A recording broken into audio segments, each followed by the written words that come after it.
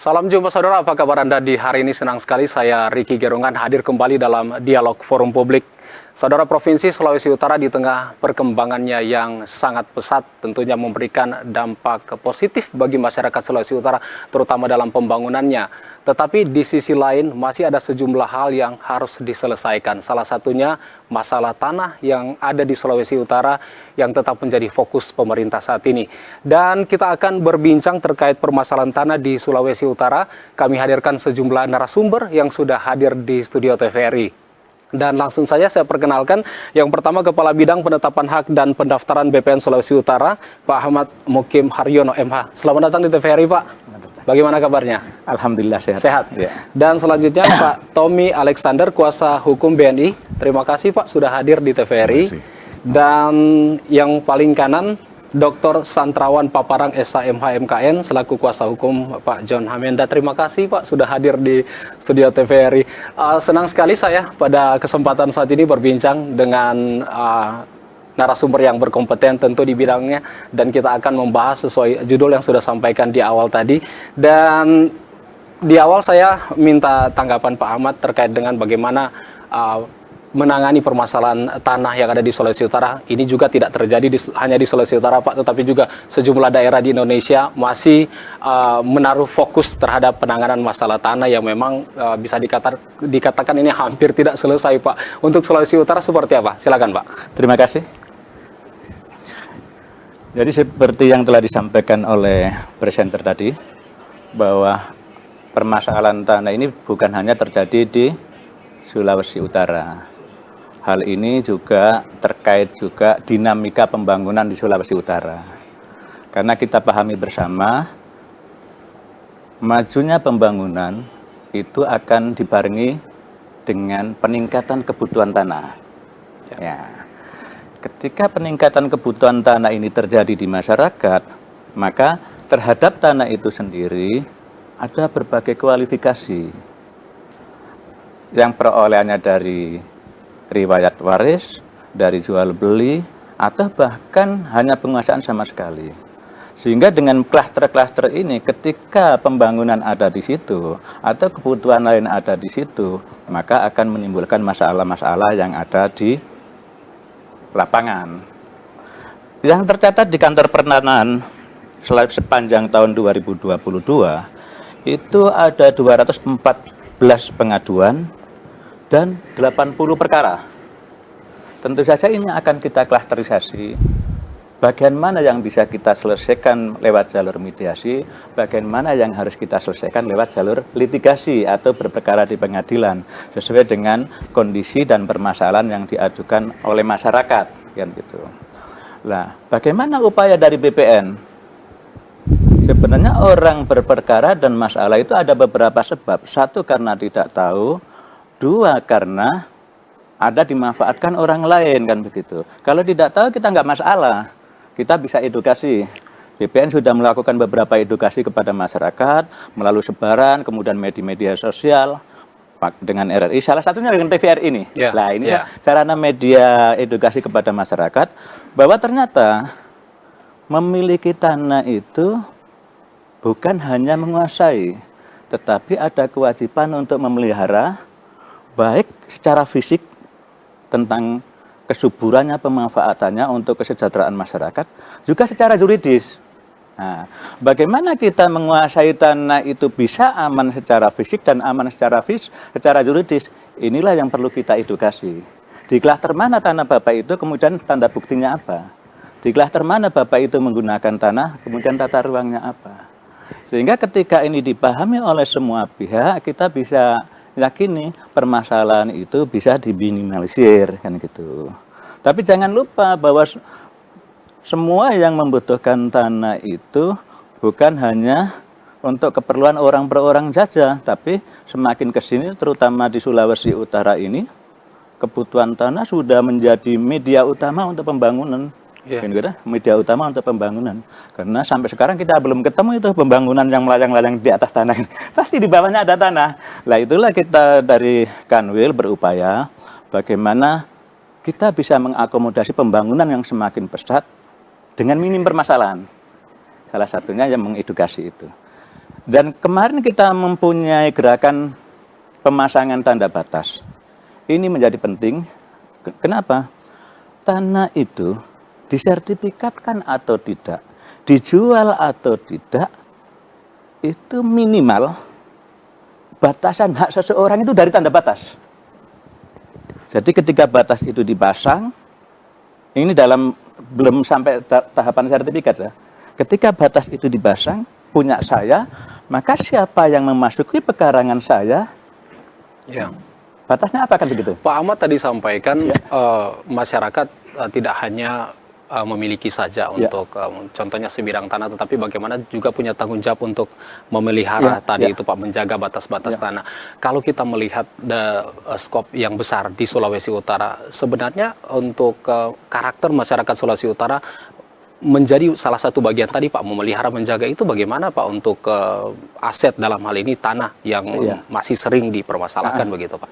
Yang kita sering jumpai itu pertama, karakter masyarakat Sulawesi Utara ini kan perantau, ya kan?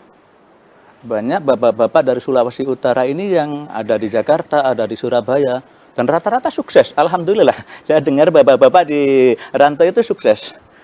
Lah, ketika dia datang ke daerah asal dan dulunya punya aset, itu menjadi problem. Asetnya bisa dikuasai orang lain, atau bahkan ada bangunan di atas aset itu. Yang kedua, karakteristik di Sulawesi Utara itu juga banyak tanah-tanah budel, tanah yang warisan itu belum terbagi-bagi. Dan dia akan menjadi bangga apabila itu dibiarkan utuh. Jadi kita itu keluarganya 20, udahlah kita biarkan aja. Padahal semakin ke sini anak turun kita apa punya pikiran yang sama untuk mempertahankan tanah budel itu. Ketika anak cucu kita tidak punya pemikiran yang sama, maka sebenarnya walaupun kita satu saudara, satu keponakan bisa saling menggugat. Karena komitmennya antara bapak-bapak dan opa-opa kita tidak sama dengan cucu-cucu kita. Nah inilah akhirnya jadi problem, ini kan punya opa saya, ini kan punya oma saya. Yang dulu-dulunya kita sepakati sebagai tanah budel yang tidak dibagi-bagi. Nah ini kita sosialisasi kepada masyarakat juga, bahwa sebenarnya terhadap hak bersama itu bisa dilahirkan sertifikatnya. Kalau misalkan ahli warisnya 10, ya kita bagi berdasarkan akta pembagian hak bersama, satu-satunya itu dapat bagian. Baik. Nah, itu Pak Ahmad, kita beruntung pada malam hari ini selain dari Pak Ahmad dari BPN, kedatangan Pak Parang dan juga Pak Tommy. Ini juga bisa memberikan masukan-masukan kepada BPN Pak dalam kerangka untuk bagaimana menangani masalah-masalah tanah ada di Sulawesi Utara. Pak Parang, apa yang bisa ditanggapi tadi sudah disampaikan ketika masyarakat bagaimana untuk menghindari perselisihan ataupun sengketa-sengketa yang ada. Silakan Pak. Terima kasih. Baik. Ada 3 hal penting yang harus diperhatikan. Apa saja itu Pak? Yang pertama, yaitu adanya profesional dalam bersikap dan bertindak mengemban tugas tanggung jawab. Yang pertama. Yang kedua, ini harus yang namanya prinsip kehati-hatian.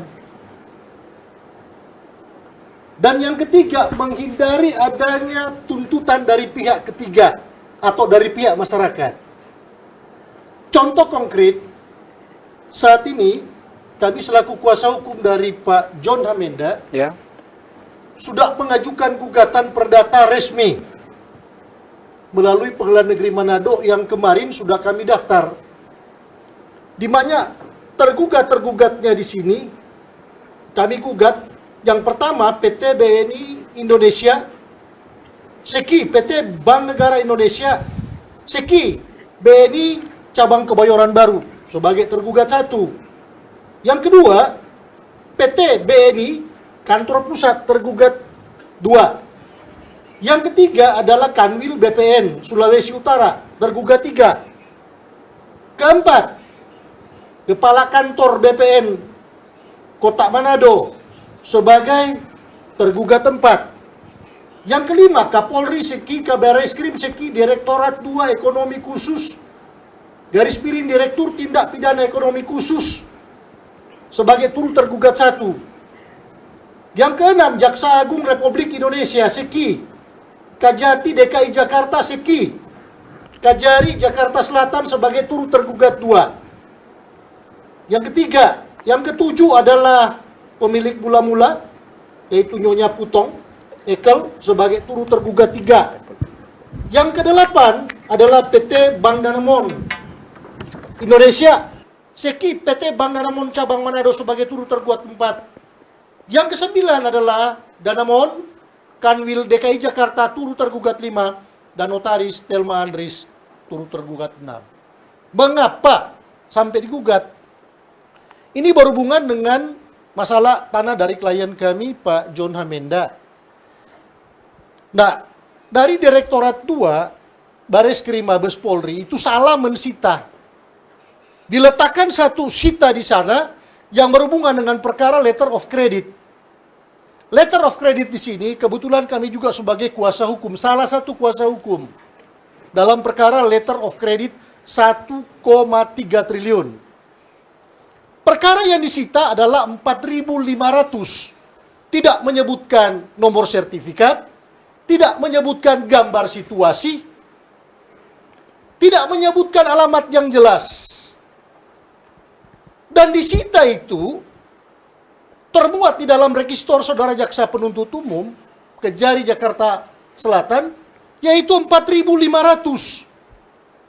Dalam amar putusan Yudex Fakti, Hakim Pengadilan Negeri Jakarta Selatan, banding maupun kasasi, yaitu 4.500 disita menjadi milik negara dan diberikan kepada BNI. Padahal faktanya klien kami tidak memiliki tanah yang 4.500. Dari Kanwil BPN Provinsi Sulawesi Utara dan Kantor Badan Pertanahan Nasional Kota Manado, jelas-jelas kepemilikan dalam sertifikat 206, yaitu 3.450. Loh, ini error in objecto. Makanya ada satu pameo di dalam hukum, namanya res judicata pro veritate habetur. Tidak semua yang diputuskan hakim itu wajib dianggap benar. Mengapa? Karena ini non-executable. Error in objecto. Nah, kenapa error in objecto? Karena ada bahasa hukumnya, ini disebut sebagai rechterlijk dwelling atau miscarriage of justice, salah adili. Makanya walaupun benar putusan itu, tapi adalah non-executable. Nah, ini jadi keanehan dari pihak BPN. Loh, kok bisa nunjuk batas 3.450 nomor sertifikat 206, tapi yang ditunjuk adalah milik dari klien kami yang tanahnya jelas-jelas di sana. Pertanyaannya, ini kan kekeliruan. Oke. Makanya kami mengajukan gugatan resmi. Baik. Kita sama-sama berdiskusi, pastinya Pak Paparang kita carikan solusi yang begitu ya, agar masyarakat Sulawesi Utara juga yang menyaksikan program dialog ini bisa teredukasi begitu. Dan yang kedua Pak, mohon untuk suaranya karena mikrofon kami sangat sensitif, agar mungkin suaranya lebih di itu Pak, karena tertangkap sangat jelas. Pak Ahmad bisa tanggapi Pak Paparang tadi sudah menyampaikan, silakan. Terima kasih Pak Paparang. Memang tadi yang 3 kata kunci yang beliau sampaikan itu profesional, kehati-hatian, kemudian tuntutan pihak ketiga. Yang 1, 2 ini sepertinya mengarah kepada pejabat publik. Tidak hanya di BPN, bahwa semua pejabat publik itu harus punya kapasitas di sini. Profesional, kehati-hatian, dan tentang tuntutan masyarakat inilah yang bisa berkembang kan begitu. Nah, ini bagian dari edukasi juga. Bagian dari edukasi bagaimana Pertanahan akan menempatkan masalah hukum tanah ini pada tempatnya. Di mana hukum tanah ini tempatnya? Hukum tanah ini adalah hukum yang di pertanahan yang produknya bisa dipermasalahkan secara hukum juga, kan begitu. Ketika produk ini yang kita keluarkan adalah produk tun. Produk tun kamarnya di mana? Di tata usaha negara, kan begitu. Lah bagaimana sifat kehati-hatian ini? Justru sifat kehati-hatian pegawai pertanahan lah masalah Bapak ini sampai ke sini. Dan alhamdulillah Bapak-bapak telah menggunakan saluran-saluran resmi yang sudah diatur oleh hukum juga. Tadi disampaikan telah mengajukan gugatan, telah mengajukan sita segala macam itu semua hukum. Dan itu diwadahi oleh hukum kita, termasuk hukum tanah kita. Bagaimana kita? Kita jangan sampai melepaskan sesuatu sebenarnya diberikan kepada orang yang tidak berhak, kan begitu. Jadi ini yang disampaikan oleh Bapak tadi, sifat kehati-hatian kita. Kalau kita bisa langsung cepat, dapat. Tetapi cepatnya cepat salah gitu loh. Inilah, saya setuju ini, sifat kehati-hatian itu. Jadi kenapa semakin kesini kok sepertinya berhenti? Bukan berhenti. Kalau Bapak baca resume-nya masalah ini, tetap bergulir Pak. Tetap bergulir, dinamis, dan kita aktif. BPN aktif. BPN aktif bagaimana ini sih? Mana sih yang mau menyisakan masalah? Mending menyisakan tabungan daripada menyisakan masalah. Nah, masalah ini kita selalu usahakan bagaimana sih supaya clear, supaya tidak menjadi tunggakan. Karena di kita sendiri terhadap berbagai masalah itu ada target. Masalah ini kapan bisa selesai? Masalah ini bisa diproses kayak apa? Kalau yang berdamaian, bagaimana ini bisa didamaikan? Ini bagaimana perkaranya? Kita beracara, dan setiap kali beracara pasti didahului dengan perdamaian, kan begitu kan? Setiap kali beracara akan kita dahului dengan perdamaian, itu yang difasilitasi oleh hukum acara kita. Ketika itu tidak ada kesepakatan, maka litigasi akan berjalan terus. Dan kita sebagai orang yang harus melaksanakan putusan, kita tunggu itu ada hasil putusan akhirnya kayak apa gitu. Baik. Nah ini sama sarannya dengan Bapak, kehati-hatian kita jaga. Jadi bukan karena kita abai, tapi kehati-hatian kita jaga yang sama-sama sudah menggunakan jalur-jalur hukum sebagai media penyelesaian masalah Baik, ini. kuasa hukum BNI Pak Tommy Alexander, Pak silakan ditanggapi, tapi kita tanggapi secara arif bijaksana Pak dalam dialog kita malam hari ini, silakan Pak. Baik, mungkin saya menambahkan sedikit lagi. Kenapa banyak maraknya permasalahan pertanahan di tengah-tengah masyarakat kita? Ya, seperti tadi disampaikan Bapak bahwa tidak untuk bahwa dengan pembangunan nilai ekonomi tanah ini makin meningkat. Nah, di sanalah kemudian banyak muncul permasalahan pertanahan. Saya sepakat bahwa profesionalitas harus diutamakan bagi pejabat publik dalam memproses baik itu permohonan peralihan hak, itu lebih hati-hati, ya, profesionalitas. Dan peran DPN seperti Bapak bilang tadi, mengedukasi masyarakat sangat penting sekali. Karena banyak permasalahan karena ketidaktahuan masyarakat. Bagaimana kemudian kita mendengar ada yang cuma utang piutang, tiba-tiba kok ada peralihan hak jual beli gitu. Itu mungkin soal permasalahan-permasalahan yang ada di masyarakat ya. Menanggapi dengan apa yang disampaikan oleh kuasa hukum dari Pak John Hamenda mengenai bahwa sudah melakukan gugatan, kami tentunya yang kemudian haknya dimunculkan dengan adanya putusan pidana itu, haknya dimunculkan bahwa objek yang tadi disampaikan oleh kuasa hukum Pak Hamenda dirampas untuk negara ceki BNI, kan begitu. Langkah-langkah hukum yang diambil oleh kuasa hukum dengan melakukan gugatannya, kita menghormati itu. Bahwa ada medianya ketika kita tidak menerima isi putusan itu. Silakan, apapun putusan pengadilan kami hormati. Demikian pula putusan yang ada saat ini, itu yang juga kami pegang, yang menjadi pegangan kami, bahwa ada putusan pidana seperti itu, dan sampai hari ini tidak ada putusan-putusan lain yang menganulir atau membatalkan isi putusan itu. Itu kemana sudah putusan pidana itu juga sudah dilakukan eksekusi sehingga objek itu diserahkan kepada kami. Makanya kemudian kami pun melakukan langkah-langkah untuk misalkan kami juga bagaimana mengadakan itu melalui lelang. Cuma pada sampai hari ini juga kita belum ada bisa yang melakukan pembelinya. Tetapi itu upaya yang kami lakukan menindaklanjuti yang sudah diserahkan kepada kami. Itu. Jadi kalau langkah hukum itu kami hormati. Itu hak silakan. Dan kami sangat senang sekali karena justru itu juga memberikan edukasi masyarakat bahwa ya semua ada saluran hukumnya. Iya. Saluran hukumnya. Gitu. Pak Paparang, saya akan ke Pak John Hamenda, tapi silakan Pak ke Pak Paparang terlebih dahulu sebelum saya ke Pak John Hamenda. Baik. Pertama, karakter suara saya memang demikian. Orang pulau, orang sangir. Jadi dari kecil memang sudah begini. Terus yang kedua, kalau menanggapi dari rekan kuasa hukum dari pihak BNI, Ya kami sama-sama rekan sejawat, Ya. datang dari Jakarta sama-sama, merantau udah puluhan tahun hidup di Jakarta, sehingga melihat permasalahan ini dari sisi hukum tanah, maka ada dua memunculkan pertanyaan besar. Yang pertama, apakah yang namanya res judicata pro veritate habetur, putusan itu sudah berkekuatan hukum tetap, layak, tetapi terhormatkah putusan itu terhadap objek yang obscurable atau kabur? Yang kedua, dapatkah BPN bisa mengeksekusi, menunjukkan lokasi batas-batas, padahal dari luas tanah tidak ada nomor sertifikat, tidak ada gambar situasi, bagaimana mungkin langsung terfokus ke tanah milik dari klien kami?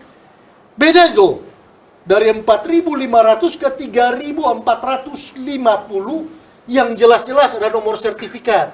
Nah, ini dalam hukum istilahnya miscarriage of justice atau non executable, tidak bisa. Makanya kita hormati, bersidanglah kita. Karena ini sudah digugat resmi, ada ruang seperti dari pihak BPN Kanwil, ada ruang untuk mediasi.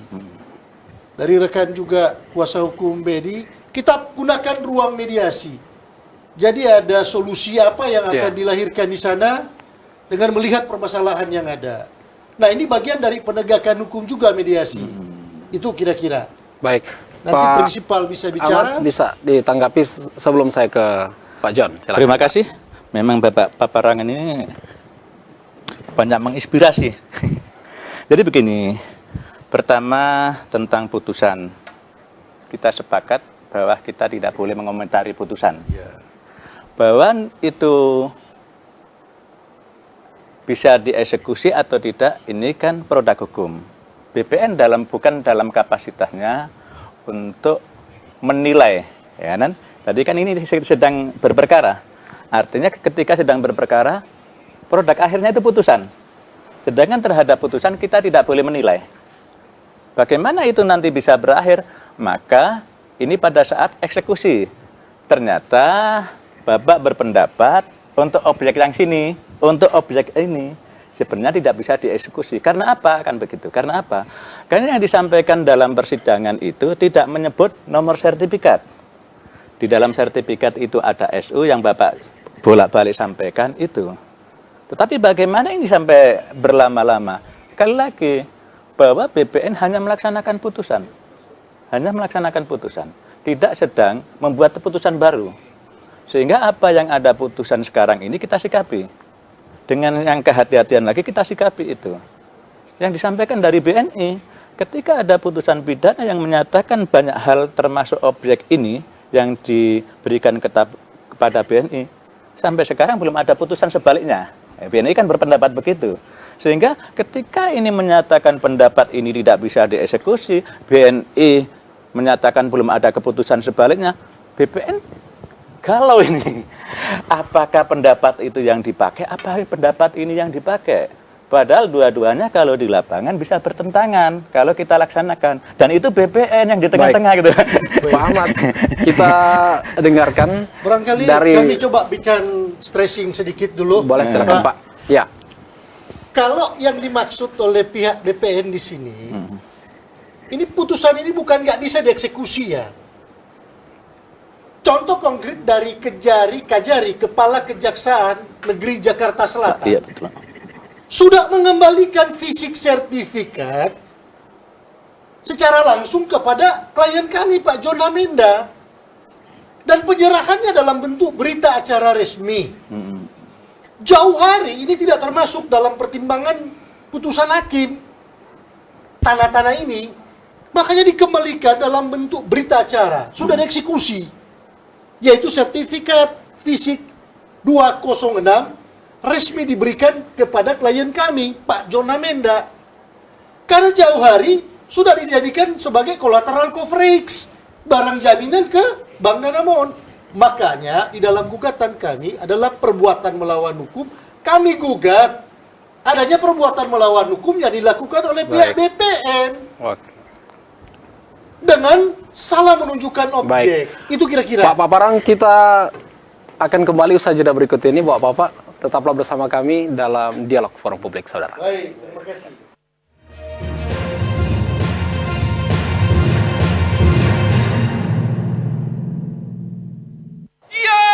Ya tu Santi.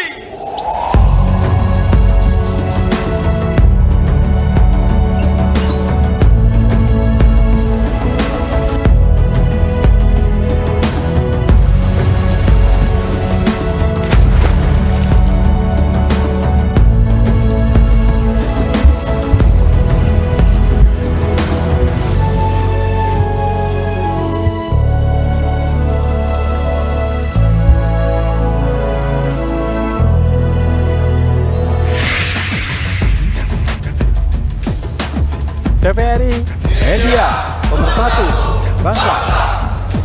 Reformasi birokrasi.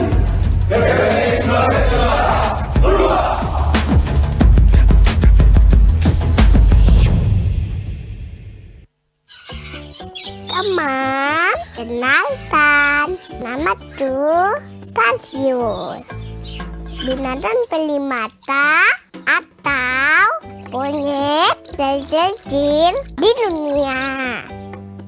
Orang bilang tuh lucu, mengemaskan, atau unik, lantas, dan dilindungi. Ini rumahku, hutan Tantoto. Tepatnya di Bitung, Sulawesi Utara. Akan selalu ramah kepada siapapun yang datang ke rumahku. Teman, mari kita selamatkan rumahku, hutanku, hutanmu, dan kita.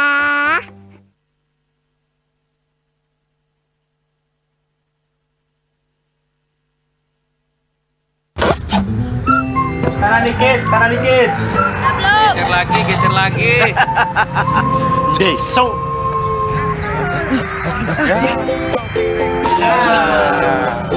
Deso. Ya.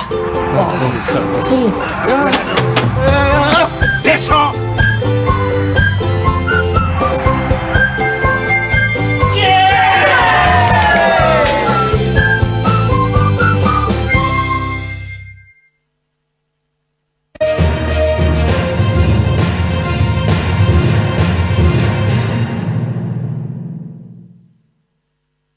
Saudara, terima kasih Anda kembali menyaksikan Dialog Forum Publik malam hari ini, dan kita sementara membahas terkait permasalahan tanah di Sulawesi Utara. Hadir beberapa narasumber yang sejak tadi sudah membahas banyak hal terkait hal ini. Dan pada kesempatan kali ini saya mengundang Pak John Hamenda, mungkin bisa berdiri di tempat Pak untuk menyampaikan, menanggapi apa yang kita bicarakan saat ini. Karena Bapak-Bapak mungkin ada banyak masyarakat yang secara detail belum memahami apa yang sementara kita bahas atau pokok pembahasan kita pada malam hari ini. Pak John, disilakan Pak. Oke, terima kasih para pemirsa yang ada di TVRI Manado. Saya berterima kasih karena malam hari ini akhirnya saya diberikan kesempatan untuk melakukan klarifikasi. Baik. Sebenarnya, sejak saya menjalani hukuman pidana dalam kasus seperti yang tadi sudah dibicarakan ya, kasus korupsi, nah selama bersidang 6 bulan kurang lebih, tidak ditemukan kerugian negara. Bahkan saksi-saksi yang dihadirkan dari pihak BNI menyatakan semua telah selesai, bahkan untung. BNI mengalami keuntungan waktu berhubungan dengan perusahaan saya. Nah, tapi anehnya, saya tidak bisa mengomentari putusan hakim ya. Tidak ditemukan kerugian negara alias nihil. Tetapi saya dihukum 20 tahun. Kemudian aset-aset saya dirampas untuk negara CQ BNI. Nah, malam hari ini saya ingin mengomentari apa yang sedang menjadi topik bahasan kita. Adanya tanah saya yang saya beli waktu itu, tahun 2000-an, melalui almarhum Pak Putong. Dan kemudian saya jaminkan kepada Bank Danamon. Nah, waktu di persidangan, Danamon telah memasang hak tanggungan jaminan ini. Tapi karena hukum sedemikian hebatnya, tanah saya ini masuk dalam rampasan negara, CQ BNI. Saya waktu itu tidak bisa berbuat apa-apa, saya terima saja kejadian tersebut. Namun dengan berjalannya waktu, saya selesai menjalani hukuman, ya 8 tahun lebih. Saya mendatangi BNI tahun 2012 bulan Agustus. Saya masih ingat persis saya datang ke kantor pusat. Saya merasa sebagai mantan nasabah BNI. Saya ingin mengklarifikasi. Mungkin saya masih mempunyai kewajiban atau hutang kepada BNI. Saya datang. Saya rasa jarang ada nasabah yang mau datang kepada bank untuk menanyakan apakah ada punya hutang. Yang biasanya terjadi, bank yang mengejar-ngejar nasabah yang punya hutang. Dan kemudian dari pihak bagian hukum BNI waktu itu meminta supaya saya membuat sebuah surat. Jangan hanya lisan. Karena saya bilang saya satu waktu nanti akan berusaha. Nanti partner saya akan tanya, gimana kasus Yusu dengan BNI, sudah beres belum? Jadi saya minta klarifikasi. Apakah saya masih punya kewajiban kepada BNI atau sudah tidak ada? Tapi yang anehnya dijawab oleh BNI, rekening sudah ditutup. Saya bilang ini out of context. Yang saya tanyakan, apakah saya masih punya kewajiban atau punya hutang? Kenapa jawabannya rekeningnya sudah ditutup? Nah, waktu itu beberapa bagian hukum berkelakar dengan saya. Ini pertanyaannya Pak Joni, jebakan Batman. Saya bilang, saya bukan jebakan Batman, saya ingin menanyakan yang sebenarnya. Karena saya dengar ada beberapa aset yang saya miliki sudah dilelang oleh BNI. Nah, ini membuat saya menjadi ragu, mungkin ada hutang saya kepada BNI yang belum terselesaikan, sehingga BNI berani melelang. Ya. Nah, ini kemudian pengacara saya juga melayangkan surat kepada BNI menanyakan tentang apa yang pernah saya tanyakan. Jawabannya juga sama. Kedua rekening dolar maupun rupiah sudah ditutup. Ini tidak puas buat saya, tidak puas. Ya. Nah, kemudian saya mendatangi Kejaksaan Negeri Jakarta Selatan sehubungan ada gugatan BNI dan Kejaksaan Pengacara Negara kepada Bank Danamon.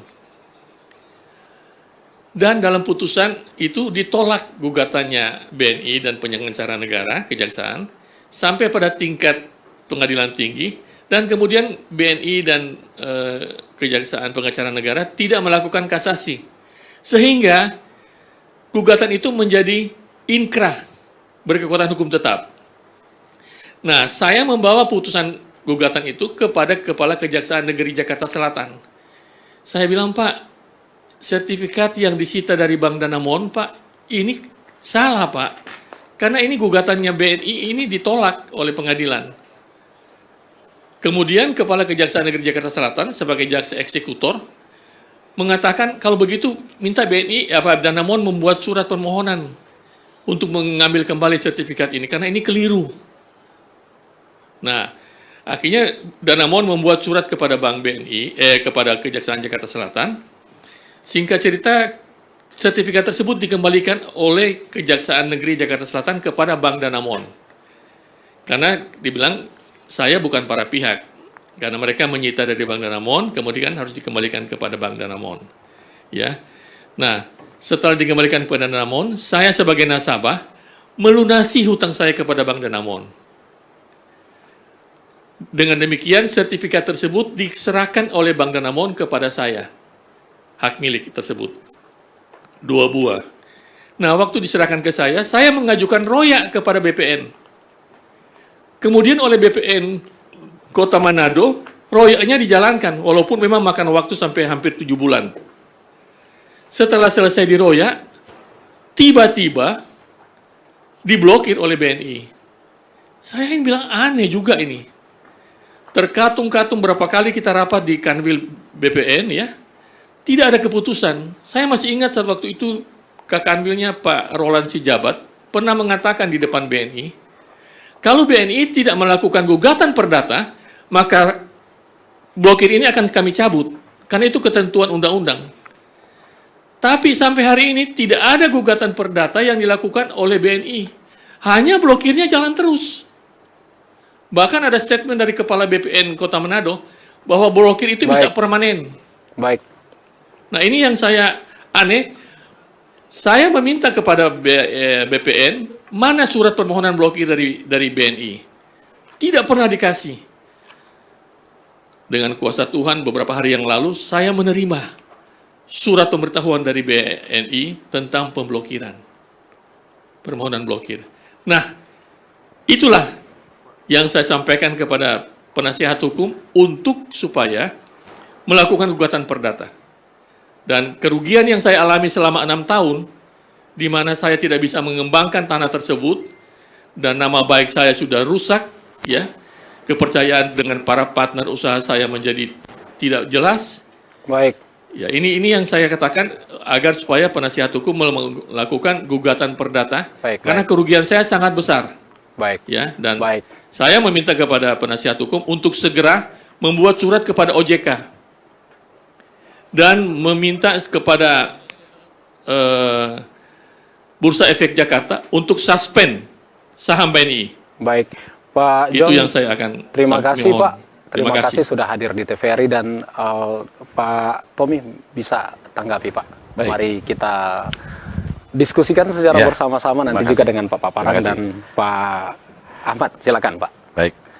Jadi sekali lagi bahwa tanah yang dipermasalahkan oleh Pak John Hamenda ini menjadi milik BNI adalah berdasarkan putusan proses pidana yang tadi disampaikan. Nah, kalau Pak John Hamenda tadi mengatakan bahwa dalam putusannya tidak ada kerugian negara disebutkan, ya perlu diketahui bahwa dalam perkara itu ada beberapa terdakwanya, betul Pak ya?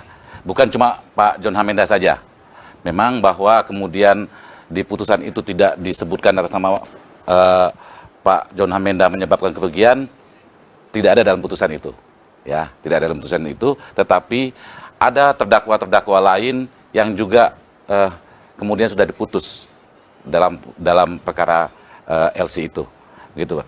Nah, saya tidak mau mengomentari bahwa putusan tadi Pak, isi putusan hakim itu benar atau tidak, tetapi bahwa posisi kami BNI bahwa ada di sana aset-aset yang kemudian dirampas untuk negara ceki BNI.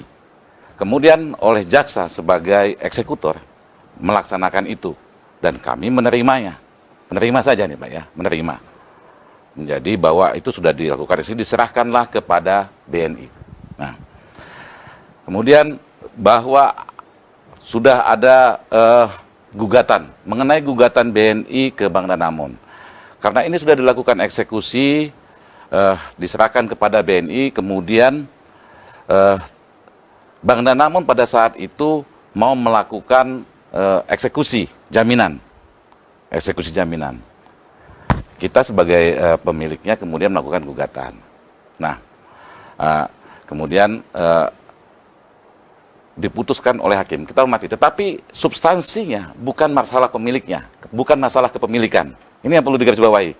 Tetapi masalah eksekusi terhadap jaminan yang dipegang oleh Danamon. Ini harus digarisbawahi, bukan masalah kepemilikan. Siapa yang punya hak, bukan. Itu. Nah, yang disampaikan oleh Pak John Hamenda gugatan antara BNI dengan Danamon itu. Itu. Lalu terkait masalah gugatan. Dari Pak John Hamenda juga pernah melakukan gugatan secara keperdataan dengan mendudukkan Kejaksaan Agung, Kejaksaan dan juga pihak BNI. Itu gugatan perdata dan itu juga sudah sampai tingkat Mahkamah Agung, tingkat kasasi dan gugatan itu ditolak. Itu pernah dilakukan. Tapi kemudian apa dengan sekarang dilakukan gugatan ini bagaimana? Ya kita hormati hak hukumnya. Kita hormati. Silakan nanti silakan hakim memutuskan bagaimana. Ya kami yang tadi disebutkan juga sebagai pihak di sana tentu kita juga akan mengikuti proses itu. Proses hukum itu. Putusan hakim yang ada kita hormati. Itu Pak. Jadi sudah saya jelaskan bahwa gugatan BNI dan Danamon tidak masalah kepemilikan. Itu yang paling penting digarisbawahi. Tidak masalah kepemilikan. Jadi kalau kemudian diserahkan sertifikatnya dan Danamon menerima sertifikatnya itu karena memang putusan itu tidak menyebutkan sertifikat, tetapi objeknya langsung, tanahnya langsung. Nah, makanya itu diserahkan saja. Tapi kami tidak mau menilai isi putusan. Eksekutornya adalah jaksa. Ketika itu dilaksanakan, kami menerimanya. Itu. Posisi kami adalah menerima. Eksekutornya jaksa. Sebagai yang memang sebagai pelaksana untuk eksekusi atas putusan. Itu jaksa. Kita terima, kita serahkan sama kita, sudah menjadi berita acara yang semua kita punya, sehingga kita kemudian punya hak di sana. Boleh. Gitu. Pak John Hamenda, kita dengarkan tanggapan dari Pak Ahmad. Mungkin tadi ada beberapa pernyataan yang sudah disampaikan. Pak Ahmad, apa yang perlu ditanggapi, Pak? Silakan. Mungkin dari BPN tentang blokir, Pak, ya. Jadi memang kalau kita berbicara tentang blokir, itu di kita ada dua. Satu yang diajukan oleh pemohon. Pemohon ini orang yang berhubungan langsung, ada hubungan hukum dengan tanah itu. Kemudian ada lagi blokir internal. Itu yang sekarang ada di sertifikatnya Pak John Mahenda. Permasalahannya kan tidak bisa serta-merta kita akan main di sini. Tadi disampaikan bahwa perkara ini bergulir melahirkan putusan pidana. Salah satu putusannya menyatakan bahwa tanah ini menjadi rampasan negara. Kemudian CQ BNI kan begitu. Kalau ini kita sikapi berarti ada aset negara dong di situ, kan begitu. Ada aset negara, kita memanah itu kan. Ada aset negara dong. Lah di regulasi kita, ketika kondisi seperti ini ada blokir internal yang dalam keadaan mendesak. Dalam keadaan mendesak itu di sini disampaikan bahwa mendesak itu karena pertama adanya sengketa, kemudian perlindungan terhadap aset negara. Maka ketika kita melaksanakan blokir internal yang notabene mengamankan aset negara atau perlindungan terhadap aset negara, ini akan menjadi linier dari peristiwa hukum sebelumnya, gitu kan? Peristiwa hukum sebelumnya dan putusan yang menyatakan itu dirampas oleh negara. Itu kalau tentang blokirnya. Jadi kalau diminta blokir dari BNI, kemungkinan tidak bisa ditunjukkan karena yang dilaksanakan oleh teman-teman blokir internal. Itu Pak, dan ini ada regulasinya. Gitu. Ini sebagai bagian dari sifat kehati-hatian kita. Jadi bukan karena lepas-lepas saja, ini merupakan bagian dari sifat kehati-hatian kita. Gitu. Oke. Pak Paparang? Ya. Jadi begini, kalau gugatan terhadap status kepemilikan baru kali ini. Makanya kami mengambil satu sikap jelas di sini, para pihak yang terlibat langsung dalam permasalahan tanah Pak John tidak mungkin tidak akan digugat. Makanya terlibat di dalam mulai dari Bareskrim, Kejaksaan Agung, BPN, BNI, Danamon, Notaris, semua kita gugat. Kenapa? Karena ini wujud daripada Rex Titel alas hak. Siapa yang akan mengadili nanti? Sudah digugat secara resmi. Biar kita akan mempertahankan hak masing-masing, kami akan membuktikan sebagaimana yang didalilkan di dalam gugatan kami. Sehingga kepemilikan Pak John di dalam, sekali lagi, bahwa yang disita 4.500 tanpa menyebutkan sertifikat, nomor, tanpa menyebutkan gambar situasi, tetapi nyata-nyata oleh pihak BPN mengakui tanah Pak John bukan 4.500, tapi yang tertuang di dalam sertifikat hak milik nomor 206 adalah 3.450. Nah, ini namanya error in objecto. Pak Ahmad seperti itu, Pak? Salah atau terhadap bagaimana? objek. Pak Ahmad? Jadi begini, kalau yang tadi disampaikan Pak Paparangan itu kan objek sengketa tidak menyebutkan sertifikat, kan begitu kan. Luas yang diperkarakan tidak sama dengan luas yang disertifikat. Dua poin itu yang Bapak sampaikan, kan begitu. Sekarang kita berpikir, ketika kita rekonstruksi, sertifikat yang ada itu jatuhnya di mana? Kan tidak mungkin sertifikat ini tanpa tanah Oleh karena sertifikat itu hak atas tanah. Ketika direkonstruksi, sertifikat itu jatuhnya di situ, objek perkara. Bahwa luasannya berbeda, ini hal lain, kan begitu. Makanya ini menjadi suatu pencerahan, karena nanti semua yang dilewati oleh perkara ini akan digugat, kan gitu kan. Sehingga akan dibuka bareng-bareng supaya menjadi terang. Gitu. Apakah objek perkara yang tidak menyebutkan sertifikat seperti itu, kemudian ketika BPN mengoptimalkan atau merekonstruksi sertifikatnya itu landing di situ, ini kan hal lain juga. Dan ini hanya bisa dibuka di pengadilan. Kan kita tidak sedang memutus, kan kita tidak ada memutus. Tapi kita, sekali lagi seperti di awal, kita sudah berikan jalur-jalur itu termasuk berperkara di pengadilan gitu loh. Jadi bapak-bapak ini sudah menggunakan haknya sepenuhnya. Gitu loh. Dan kita tetap berusaha profesional dan melaksanakan kehati-hatian. Baik, Silakan, Pak. Saya menjelaskan kembali bahwa yang tadi saya sampaikan bahwa masalah gugatan kepemilikan adalah antara BNI dengan Danamon. Itu bukan mengenai status kepemilikan. Nah, tapi saya jelaskan bahwa Pak John Hamenda pernah melakukan juga gugatan perdata. Ya, gugatan ya, itu secara keperdataan. Kalau gugatan itu didudukanlah BNI, Kejaksaan Agung, dan juga Bank Danamon. Ya, kemudian ada putusannya, itu pun sampai tingkat Mahkamah Agung. Jadi gugatan Pak John Hamenda, perbuatan melawan hukum ya, gugatannya itu mengenai perbuatan melawan hukum, ya mengenai objeknya itu tetap sertifikat itu juga, tetap sertifikat. Dan itu ada putusan sampai tingkat Mahkamah Agung, bahwa gugatan itu ditolak. Seperti itu. Nah, kalau kemudian sekarang ini diajukan gugatan mengenai hak milik, ya silakan. Itu tadi saya sampaikan, bahwa itu hak. Silakan. Nanti pengadilan pun tidak bisa menolak perkara. Kan gitu, pengadilan pun tidak bisa menolak. Akan diproses oleh pengadilan, ada putusan kemudian, ya putusan ini yang menjadi hukum. Pak Paparang? Ya kita akan hormati semuanya, karena dalam prinsip hukum acara namanya gini, actori incumbit probatio. Siapa mendalilkan, dia wajib untuk membuktikan. Makanya kami dengan keyakinan hukum akan buktikan dalam persidangan nanti fakta perkaranya. Tentunya kami sudah menyiapkan ahli pidana, ahli perdata, terus ahli dari Badan Pertanahan Nasional. Kami akan siapkan dalam perkara ini.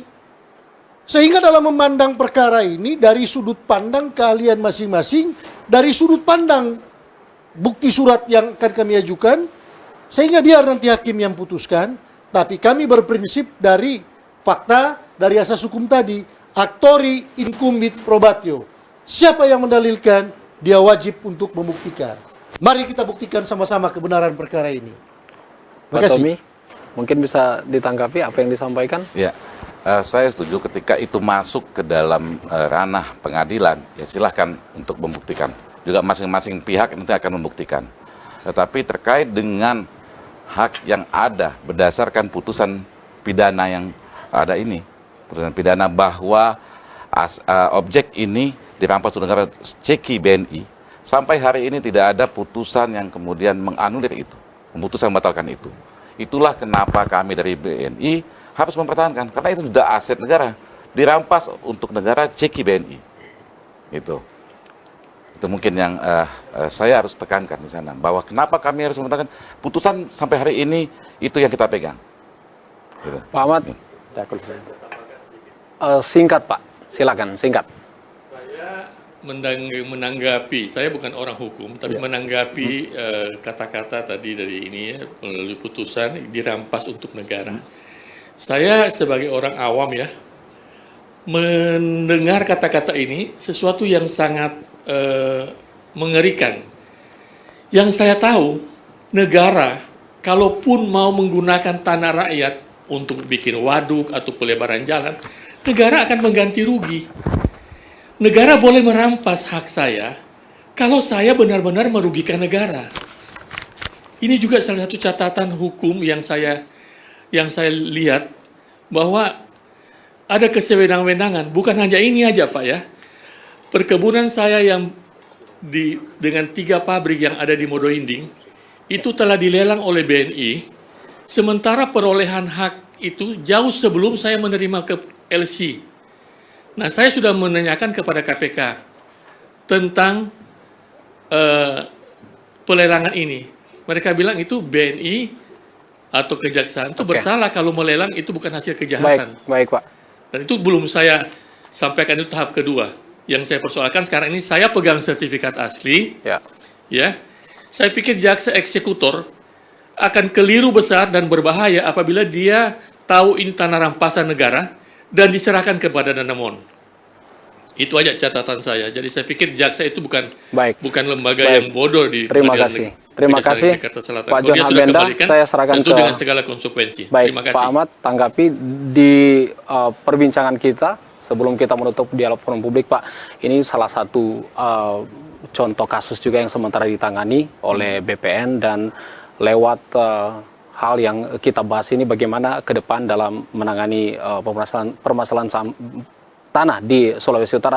Pak Ahmad tadi sudah banyak menjelaskan, tapi di akhir kita juga mengedukasi masyarakat yang saat ini sementara menyaksikan dialog forum publik. Silakan Pak. Terima kasih. Jadi edukasinya adalah kita menyampaikan kepada masyarakat bahwa ketika kita memiliki tanah dan mengajukan sertifikat atas tanah, itu harus betul-betul clear and clean. Dalam hal ini, tentang sertifikat sudah final. Bapak-bapak ini tidak mempermasalahkan sertifikatnya. Tapi jangan lupa juga bahwa tanah itu juga sebagai modal ekonomi. Sebagai modal ekonomi yang bisa diperjanjikan kemana-mana, kan begitu kan, untuk kepentingan bisnis, untuk pemodalan segala macam. Jadi edukasinya pertama, mari kita buat penerbitan sertifikat itu clear and clean. Kemudian yang kedua, bahwa produk ini masih bisa dipermasalahkan secara hukum. Baik penerbitannya maupun perjanjian-perjanjian yang menyertakan sertifikat.